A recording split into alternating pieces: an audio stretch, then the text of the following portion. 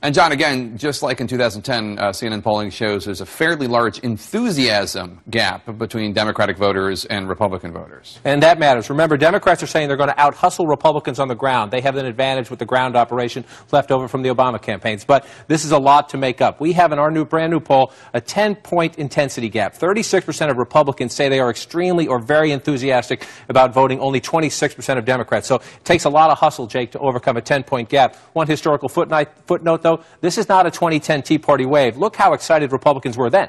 They had a 20-point gap over the Democrats. So a Republican advantage, but not as much as we saw in that big 2010 midterm. John, I never know how seriously to take the enthusiasm thing. The Republican pollster, Neil Newhouse, just wrote a whole thing about how his polls were wrong, polling for Mitt Romney in 2012, because he had thought Democratic unenthusiastic voters weren't going to turn out, and they did turn out. They just weren't enthusiastic about it.